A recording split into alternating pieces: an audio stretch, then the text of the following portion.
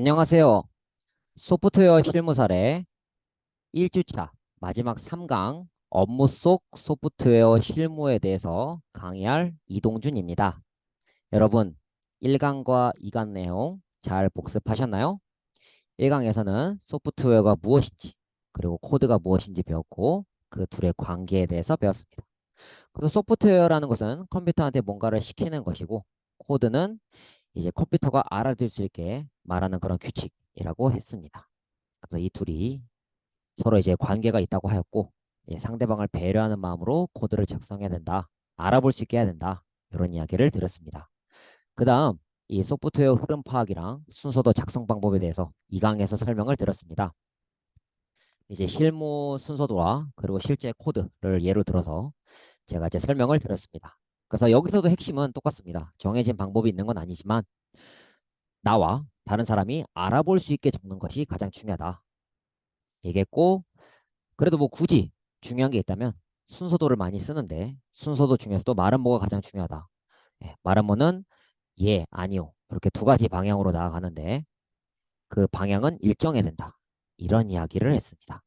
오늘 배울 내용은 실제 업무에서 소프트웨어 실무가 어떻게 되는지 살펴보도록 하겠습니다. 네, 그래서 이제 언어별로 환경적인 특징이 어떻게 있는지, 그래서 실무에서 이 언어 환경의 중요성에 대해서 한번 살펴보도록 하겠습니다. 그 다음에 소프트웨어와 이 하드웨어, 이 두 개가 이제 유기적이라고 제가 했는데 이 둘이 구체적으로 어떤 관계가 있는지 좀 더 깊게 살펴보도록 하겠습니다. 그 다음 소프트웨어 개발자의 업무가 어떤 것들이 있는지 살펴보겠습니다. 그래서 이 1주차의 내용을 이제 배우고 나면은 소프트웨어 개발 실무에 대해서 좀 막연한 내용이 좀 풀리리라고 예상을 해봅니다. 우선 세미콜론. 여러분 세미콜론 아시나요? 세미콜론 하면은 요건데 요게 세미콜론이고 요게 콜론입니다. 그래서 이모티콘으로 많이 쓰시죠? 요게 웃는 거. 그래서 요즘 사람은 이렇게 웃고 옛날 사람은 이렇게 웃는다고 얘기합니다. 그리고 얘는 땀 이렇게 표현할 때 많이 쓰죠. 근데 우리 뭐 통신이나 채팅에서는 이렇게 땀으로 많이 쓰이지만 C 언어나 자바, C샵, C++에서는 우리 문장의 점처럼 쓰입니다. 우리나라 문장이나 영어 문장의 점이 끝을 의미하잖아요. 끝맺음. 특히 영어에서는 점을 잘 찍어줘야지 문장이 잘 이어진다고 해요. 그래서 이 세미콜론이 그런 용도로 쓰이는데 유럽권 언어에서는 이 세미콜론이 조금 다르게 쓰입니다. 그리고 고대 그리스어에서 이 세미콜론은 놀랍게도 물음표를 의미합니다. 네, 그래서 이러한 차이들 때문에 생기는 여러 가지 문제가 있습니다. 제 실무에서 이제 겪은 사례를 얘기하도록 하겠습니다. 제 상사분이 겪은 사례입니다. 이분이 이제 국내에서 장비를 세팅하고 그 장비에 들어가 있는 소프트웨어와 PC까지 다 세팅을 해서 이제 외국으로 수출을 보냈습니다. 그리고 이제 이 외국으로 출장을 간 CS 담당자가 이 장비를 셋업을 합니다. 그런데 문제가 생깁니다. 안 켜지는 겁니다, 프로그램이. 당연히 화가 나겠죠. 그래서 한국 시간으로 새벽에 전화를 합니다. 야, 너 뭐 일을 뭐 이렇게 해? 라면서 막 화를 내는 거예요. 근데 제 상사분은 억울했어요. 왜냐면 똑바로 처리했고 똑바로 검수했기 때문입니다. 근데 원인이 뭐였냐면 이제 이 장비가 도착한 곳이 프랑스어를 쓰는 곳이었는데 그 작업자가 영어를 하나도 몰라가지고 원래 이 PC 세팅이 영어로 돼 있었는데 일단 한국어로 돼 있으면 전혀 모르니까 영어로 세팅해 놨는데 작업자가 영어를 하나도 몰라서 이 컴퓨터의 언어를 프랑스어로 바꾼 겁니다. 그러니까 이 프랑스어나 독일어에서는 이 세미콜론을 처리하는 방식이 좀 달라서 이 프로그램이 영어에서는 돌아가던 게 유럽 언어권에서는 안 돌아간 겁니다. 똑같은 사례가 독일에서도 있었습니다. 네, 그렇기 때문에 이 언어권으로 뭔가를 바꿀 때, 해당 언어로 PC 세팅을 바꿀 때는 주의를 좀 해야 된다. 이런 이야기를 먼저 드리고 싶습니다. 그 다음에 요 인코딩과 디코딩의 개념을 좀 아셔야 합니다. 예, 디코딩은 몰라도 이 인코딩은 좀 알고 계셔야 되는데 뭐 외울 필요가 있진 않고 완벽하게 알 필요는 없고 대략적으로만 알면 되는데 여기 그림을 좀 보시면 쉽게 이해가 될 겁니다. 뭐 이동준이라는 문자가 있을 때 이거를 인코더를 거쳐서 이렇게 뭐 A, 2, 3, B, C 이렇게 바꾸는 거죠. 그러니까 쉽게 말하면 얘를 컴퓨터가 알아볼 수 있게 바꾸는 거예요. 정해진 규칙에 따라서. 디코딩은 반대로 사람이 알아볼 수 있게 바꾸는 거를 디코딩이라고 합니다. 그래서 컴퓨터가 인식할 수 있게 이동준이라는 문자를 이렇게 바꾸는 거를 인코딩이라고 한다는 겁니다. 제가 이 얘기를 갑자기 왜 하냐면 인코딩에도 여러 가지 차이가 있습니다. 우리 뭐 한국어랑 영어랑 프랑스어, 독일어가 다 다르듯이 인코딩하는 방식에도 차이가 있습니다. UTF-8이라는 방식과 ANSI라는 방식의 차이가 있고요. 그리고 EUCKR라는 것과 이 UTF-8도 차이가 있습니다. 여기 EUCKR이나 UTF-8은 한글도 컴퓨터가 인식할 수 있게끔 해주는 코드 체계지만 ANSI 같은 경우에는 어떤 영어나 숫자만 이제 컴퓨터가 인식할 수 있게 바꿔주는 체계입니다. 근데 UTF-8로 인코딩 했던 거를 ANSI로 억지로 바꾸게 되면은 이렇게 한글이 깨질 수 있습니다. 네, 이런 일이 실제로 일어날지 안 일어날지 모르시는 분들을 위해서 그 다음 예를 들어드리겠습니다. 지금 이 코드는 자바 코드입니다. 여러분, 자바 모르셔도 괜찮습니다. 이것만 봐주세요. 여기 한글로 되어 있는 것들이 왼쪽에서는 한글로 다 출력이 되고 여기서는 빨간 줄 그어지고 이상하게 깨지고 에러 메시지가 뜨는 거. 여기 글자가 안 보이실 수가 있는데 여기 에러 메시지 떠 있는 겁니다. 에러. 그래서 얘 같은 경우는 MS949라는 인코딩 방식을 쓴 거고 얘는 UTF-8이라는 인코딩 방식을 쓴 겁니다. 그래서 이 최신 버전 이클립스는 기본적으로 UTF-8 인코딩을 쓰고 좀 옛날 버전에서는 MS949를 기본으로 씁니다. 그래서 이제 최신 버전 이클립스에서 잘 돌아가는 코드가 옛날 버전에서는 이런 식으로 잘 안 돌아갈 수가 있습니다. 참고로 여기 쓰인 글꼴은 D2 코딩이라는 걸 썼습니다. 네, 네이버 나눔 코딩과 마찬가지로 네이버에서 만든 폰트이고 네, 저작권에 문제가 없으면서 개발자를 배려한 폰트예요. 네, 강력 추천합니다. 자, 그래서 이 한글 변수를 이용해서 여기 한글 메시지 출력도 하고 여기 주석 제가 저번에 설명했죠. 주석 이렇게 적었는데 이 모든 것들이 다 깨져서 나옵니다. 그래서 이제 인코딩을 어떻게 하냐에 따라서 잘 되던 글자가 깨져서 나올 수 있으니까 주의를 하셔야 되고요. 또 두 번째 주의사항이 뭐냐면 이런 변수 넣을 때 제가 저번에 변수를 예로 들 때 뭐 I, 뭐 A 이렇게 뭐 sum 이렇게 예를 들었습니다. 왜 그러냐면 영어 변수를 쓰셔야 합니다. 한글 변수 쓰셔도 돼요. 예, 요새 뭐 한글 변수 써서 문제가 되는 거 없습니다. 근데 내가 이제 일하는 회사가 옛날 PC 환경이랑 최신 PC 환경 두 군데 다 대응되는 그런 코드를 만드는 곳이라면 무조건 영어 변수 쓰셔야 됩니다. 네, 옛날 버전에서는 이게 한글 대응이 안 될 수 있습니다. 참고로 말씀을 드리면 MS949 자체가 한글이 안 되는 건 아닙니다. 다만 UTF-8이랑 MS949랑 동작 방식이 달라서 이렇게 깨져서 나올 수 있다라는 겁니다. 그래서 우리가 뭐 윈도우 XP나 윈도우 7이 한글이 안 되는 게 아니지 않습니까? 뭐 윈도우 10에도 한글이 됐고 윈도우 7에도 한글이 됐고 다 되지만 이게 운영체제별로 처리하는 방식의 차이가 생겨서 잘 한글로 했을 때 잘 되던 게 옛날 버전에서 안 되는 그런 문제가 생길 수 있다. 그래서 지금 이 코드도 결과적으로 안 돌아가잖아요. 네, 그런 문제가 생길 수 있기 때문에 되도록이면 영어 변수 쓰시는 게 좋고요. 언어 세팅도 영어로 하시는 게 좋아요. 물론 뭐 우리가 쓰는 컴퓨터는 한글을 쓰셔도 되지만 어디 외국에 나가는 컴퓨터라면 예, 얘기가 좀 다릅니다. 처음부터 그 나라 언어로 세팅하라든지 아니면 그냥 영어로 세팅하고 세팅 못 바꾸게 하든지 그렇게 해야 합니다. 자, 그래서 이 인코딩과 디코딩에 대해서 조금 더 설명을 하겠습니다. 인코딩 방식은 크게 아스키랑 유니코드 두 가지가 있습니다. 이 아스키는 미국 정보교환 표준 부호인데 뭐 소문 대문자 A는 뭐 65 이런 식으로 이런 글자를 이렇게 정수로 바꾸는 그런 체계를 부호 체계를 아스키라고 합니다. 왜냐하면 A, B, C 같은 이런 문자를 컴퓨터가 그대로 인식을 못하고 이렇게 정수로 바꿔야지 값으로 바꿔야지 인식을 하기 때문에 그 아스키 코드 체계를 만들어서 제 컴퓨터에 이제 인코딩, 디코딩을 한 겁니다. 그다음 유니코드는 뭐냐면 전 세계 모든 문자를 표기하기 위해서 도입된 산업 표준입니다. 그 예를 들자면 우리나라 글자 가 같은 경우에는 16진수로는 AC00이고 10진수로는 44,030입니다.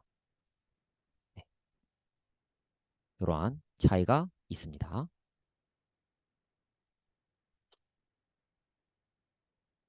그 다음에 이제 앞에서 말씀드린 거는 어떠한 사람이 쓰는 랭귀지적인 측면에서 환경을 얘기했고 이 프로그래밍 언어도 환경이 영향을 받습니다. 네, 영향이 있어요. 예를 들면 자바 같은 경우에는 전 세계적으로 가장 사랑받는 언어입니다. 그게 왜 그러냐면 크로스 플랫폼이라는 거를 지원하기 때문인데요. 그걸 알기 위해서는 자바의 구조를 알아야 됩니다. 자바는 기본적으로 JVM이라는 자바 버추얼 머신, 그러니까 자바 가상 머신이라는 거 위에서 돌아가고요. 이 JVM은 JRE, 자바 런타임 엔바이러먼트, 그러니까 자바 실행 환경 안에 있고 그거는 또 자바 디벨로퍼 킷, 즉 자바 개발 도구 안에 있습니다. 이 크로스 플랫폼이라는 게 뭐냐면 모든 운영체제에서, 그러니까 맥, 뭐 윈도우, 뭐 리눅스, 심지어 뭐 인베디드 여기서 전부 다 돌아간다는 거예요. 그러니까 자바로 작성한 거는 어디에서든지 돌아갈 수 있는데 그 이유가 맥이든 윈도우든 리눅스는 인베디드든 JDK를 깔고 그러면 그 안에 있는 JVM으로 인해서 이 JVM을 통해서 자바가 동작을 하기 때문에 자바가 전 세계적으로 사랑을 많이 받았습니다. 예를 들자면 C# 같은 경우에는 윈도우에서만 돌아간다는 그런 제약사항이 있는데 자바 같은 경우는 이 JVM만 있으면 어디서든지 돌아가기 때문에 사랑을 받았다라는 것입니다. 자, 그래서 이 JVM이 일종의 소프트웨어 플랫폼이라고 볼 수가 있습니다. 이 플랫폼이라는 것은 하드웨어와 소프트웨어의 집합으로 소프트웨어 실행 환경이라고 보시면 되고요. 이 소프트웨어 플랫폼은 실질적으로 소프트웨어가 동작하는 데 필요한 환경이에요. 뭔 소리냐면 옛날에 이 플랫폼은 운영체제랑 같은 말로 쓰였어요. 그래서 프로그램 1과 프로그램 2의 플랫폼은 뭐 윈도우다. 근데 이제는 이 윈도우라는 운영체제란 말과 플랫폼이란 말이 분리가 됐습니다. 그래서 프로그램 1은 윈도우에서 바로 돌아가지만 자바로 만든 소프트웨어는 중간에 뭐 JDK, 뭐 하다못해 뭐 JR이라도 깔아야지 잘 돌아가고요. 이러한 소프트웨어 플랫폼 중에 하나가 JDK, JRE, JVM이 되게 되는 것입니다. 자, 그리고 이런 것도 있습니다. 같은 언어인데 다른 환경의 경우도 있습니다. 예를 들어서 여기 C샵을 예로 들어보겠습니다. C샵의 .NET 프레임워크 환경에서 이 C샵이 이제 .NET 프레임워크 환경에서 돌아가는데 이제 뭐 윈도우 7에서는 이 버전 문제가 좀 민감했습니다. 그래서 예를 들자면 뭐 3점대 버전을 쓰고 있는 컴퓨터가 있는데 여기에 4점대로 만든 소프트웨어를 보내면은 안 돌아갑니다. 그래서 고객 PC에 4점대를 깔거나 내가 3점대로 프레임워크를 설정해서 소프트웨어를 만들어야 됩니다. 그래서 이런 것들을 잘 고려해서 이제 코딩을 해야 합니다. 그렇게 해서 이제 배포를 해야지 잘 돌아갈 수가 있습니다.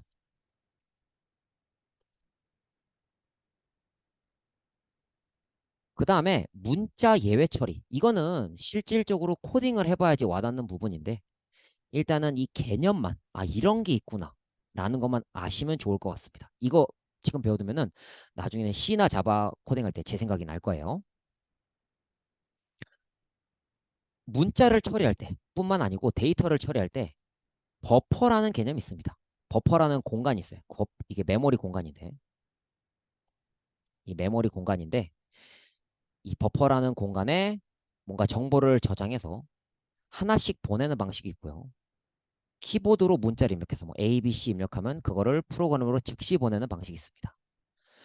그래서 이제 C나 자바 같은 경우에는 문자를 입력할 때 뭐 안녕 이렇게 이제 이런 문장을 입력할 때 이 버퍼라는 공간에다가 이렇게 저장한 다음에 하나씩 하나씩 실어서 보냅니다.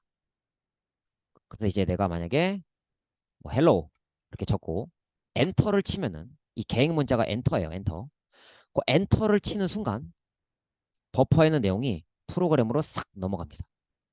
그런데 C나 자바에서 좀 주의할 점이 있는데 이렇게 정수인데 정수나 실수 같은 거를 처리하고 나서 뭐 1, 2, 3 처리하고 엔터를 칩니다. 그 다음에 바로 이제 안녕하세요를 입력하려고 하면은 버퍼에 남아있는 요 엔터키 때문에 안녕하세요 입력을 받지 못하고 그냥 엔터키로 끝나버리는.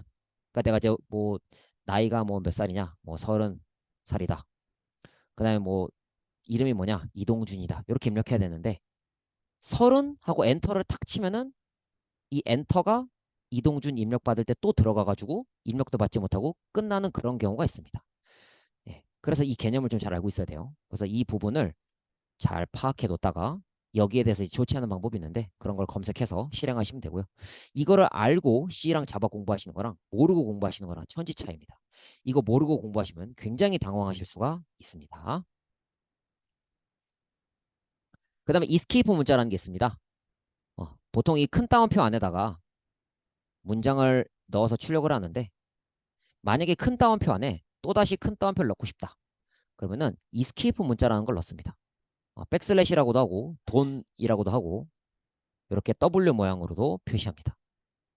그래서 이게 이제 이거 뒤에 오는 거는 어떤 특수한 문자가 올 건데 이게 요 문자가 없으면 원래 출력할 수 없지만 얘가 있으면은 출력할 수 있는 거야 라고 알려주는 거죠. 이게 무슨 말인지 모르실까 봐 제가 그림을 보여드릴게요.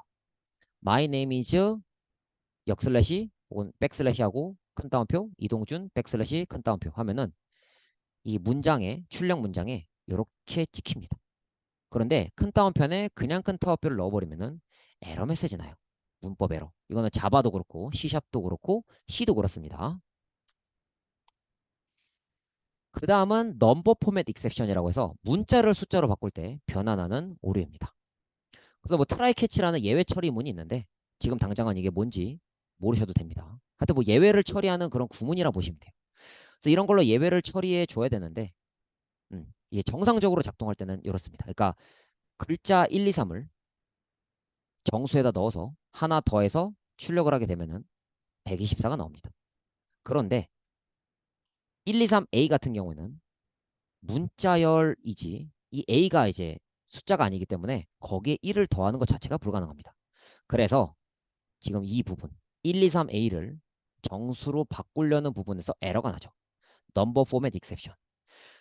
뭐 자바가 아니라 다른 언어에서는 넘버 포맷 익셉션이 아니고 다른 식으로 에러가 날 수는 있는데 하여튼 이런 식으로 에러가 날 수 있다는 것. 그래서 문자를 숫자로 바꿀 때 에러가 많이 발생을 합니다. 그렇기 때문에 참고를 해주시면 좋겠습니다.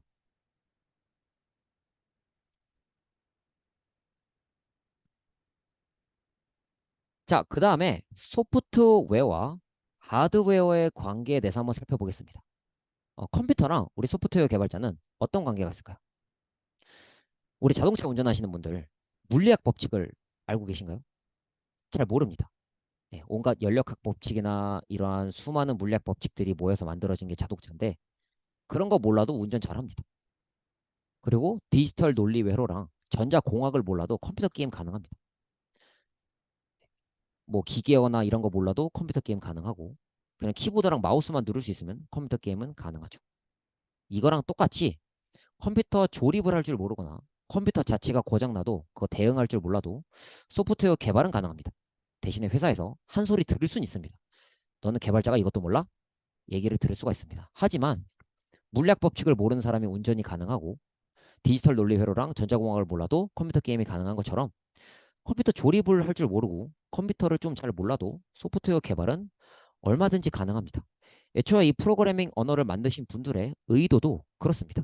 이런 걸 잘 몰라도 할 수 있게끔 만든 게 그분들의 의도이기 때문에 부끄러워할 필요는 없습니다. 뭐 너무 당당할 필요는 없지만 절대로 부끄러워하거나 위축될 필요는 없다라는 것입니다. 두 가지 사례를 예로 들어 보겠습니다. 이거는 이제 컴퓨터에 대한 얘기고 이거는 로봇에 대한 이야기입니다. PC 제어팀 소속인데 내가 지금 개발하는 노트북이 고장났어요. 그때 AS 기사님을 불러야 할까? 네, 회사에 요청해서 부르시면 됩니다. 물론 그거에 대해서 한 소리 들을 수 있지만 죄송합니다 하면서 부르면 되고요. 그 기사님이 고치는 걸 옆에서 보면 돼요. 그래서 내가 고칠 수 있는 건 내가 고치고 모르겠는 거는 뭐 진짜 뭐 내가 할 수 없는 부분은 전문가한테 맡기는 게 맞죠. 왜냐면 우리는 소프트웨어 개발자지 하드웨어 개발자가 아니니까요. 자, 그리고 이제 제품에 기구 오류가 났다. 만약 혼자 출장을 왔는데 그 제품에 기구적인 오류. 어떤 전기적인 오류가 났다면 어떻게 될까요? 그렇다면은 기구 담당자가 있으면 그분한테 맡기는 게 제일 좋습니다. 그분이 제일 잘 만지거든요. 그리고 이제 우리가 어설프게 잘못 만지면 더 잘못될 수 있어요. 하지만 최소한의 하드웨어 지식을 갖고 뭐 렌치나 뭐 드라이버 같은 거 갖고 와서 간단한 거는 내가 좀 해주는 것도 필요합니다. 그래서 그런 것들을 하다 보면은 남들보다 더 그 장비를, 그 제품을 더 잘 이해할 수 있게 되기 때문입니다. 그래서 그 다음에 이제 하드웨어 개발자랑 이 소프트웨어 개발자의 관계입니다. 그러니까 쉽게 말하면 로봇 만드는 사람, 로봇을 설계하는 사람과 그것을 제어하는 사람의 관계인데 사실은 두 개 다 할 줄 아는 게 제일 좋습니다. 그런 분들은 이제 아주 좋은 대우를 받으면서 일을 할 수 있는 그런 시대예요. 하나만 잘하는 사람들은 많습니다. 옛날에는 뭐 하나라도 잘하라고 했지만 이제는 다 잘하는 사람들이 많기 때문에 그러니까 이제 다 할 줄 아는 사람 많고 하나만 잘하는 사람 많지만 둘 다 잘하는 사람 없기 때문에 둘 다 잘하는 게 중요해요. 하지만 사람이 한 번에 다 잘할 수 없습니다. 그래서 하나를 알아야 열을 알 수 있듯이 일단 우리가 소프트웨어 실무에 뛰어든 사람이라면 소프트웨어부터 공부하는 게 좋습니다. 그 다음에 내가 하드웨어를 다른 회사에 간다면 그거에 맞는 하드웨어를 배우면 됩니다. 반대도 마찬가지입니다. 물론 소프트웨어를 배우신 분들이 이 기계를 배울 때 좀 더 쉽기는 하고 이 기계를 만지던 분들이 소프트웨어를 배우는 걸 좀 어려워하는 그런 일반적인 통계가 있기는 하지만 그거는 개인의 노력 여하에 따라서 어떤 업무에 대한 열정과 애정에 따라서 다를 수 있습니다. 그래서 천리길도 한 걸음 못합니다. 하나씩 하나씩 급한 마음 갖지 말고 대신에 언젠가 내가 융합 개발자가 되겠다는 마음으로 하나씩 하나씩 하시다 보면 다 하실 수가 있습니다. 그 다음에 이제 우리 소프트웨어 개발자와 일반 사무직원분의 차이입니다. 둘 다 글자를 다룹니다. 근데 다른 점은 일반 사무직분들이 다루는 글자는 누구나 알아볼 수가 있습니다. 물론 뭐 회계나 이런 전문적인 분야는 알아보기 힘들지만 알아볼 수는 있습니다. 근데 개발자가 작성하는 텍스트는 정말 개발자만 알아볼 수 있습니다. 근데 뭐 프린트 이런 거는 누구든지 알아볼 수 있지만 그 이상 넘어가게 되면은 도저히 알아볼 수가 없습니다. 개발자만 알아볼 수가 있어요. 그리고 이제 공통점은 의사소통 능력이 중요하죠. 네, 개발자도 이제 말귀를 잘 알아들어야 소프트웨어를 잘 만들 수 있고 뭐 사무직원분들도 의사소통을 잘해야 일을 잘할 수가 있겠죠. 그래서 차이점은 특정한 컴퓨터 이론을 알아야지만 코드를 작성할 수 있는 경우가 생깁니다. 그냥 잘 모르고 그냥 막 짜게 되면은 소프트웨어가 이상해지거나 소프트웨어 자체를 짤 수가 없게 됩니다. 그리고 이제 이 소프트웨어 개발자는 기술직이랑 사무직이 융합이 된 직업입니다. 그렇기 때문에 뭐 다른 직업보다 우리가 낫다라고 말은 할 수 없지만 이 소프트웨어 개발자에 대한 자부심은 가지셔도 좋습니다. 그다음 소프트웨어 개발자와 다른 부서와의 관계입니다. 예, 지피지기면 백전백승이란 말이 있습니다. 네, 자기 자신을 잘 알아야 돼요. 우선은 자기 자신을 잘 알아야 되고 상대방도 잘 알아야 됩니다. 그렇게 해서 이제 제일 많이 물어보는 게 일정 언제까지 다 할 수 있죠?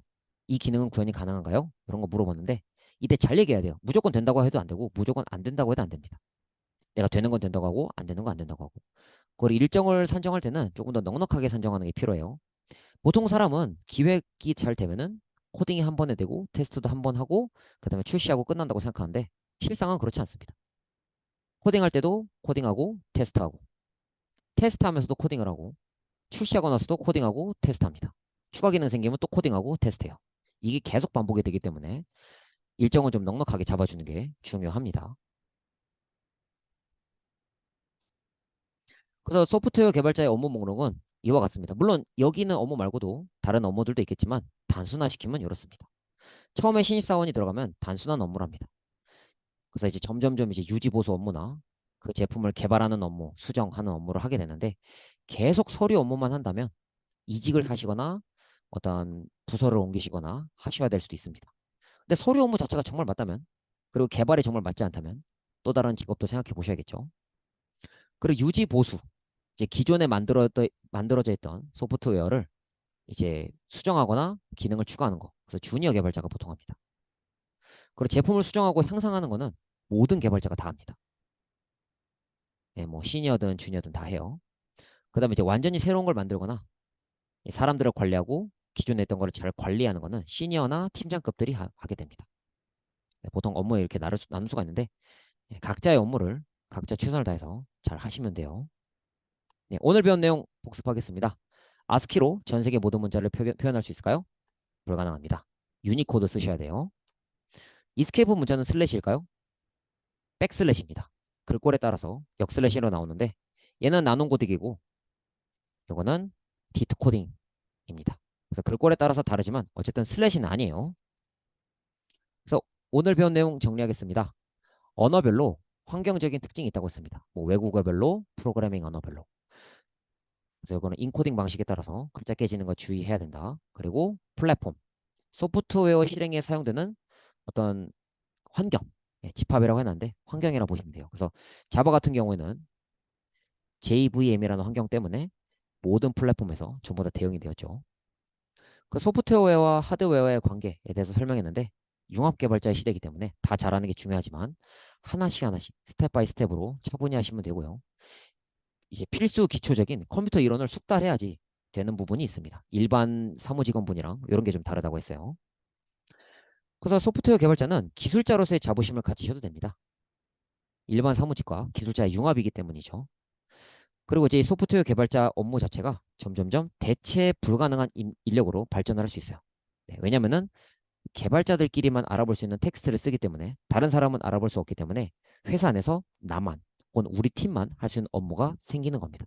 그래서 그런 것에 대한 자부심을 가지셔도 좋습니다. 이제 1주차 강의가 모두 끝났고요. 그 다음 주차에는 개발 환경 설정에 대해서 살펴보겠습니다. 그래서 1강 운영체제의 종류와 특징에 대해서 배워보도록 하겠습니다. 오늘 수업 여기서 마치겠습니다. 고생하셨습니다. 감사합니다.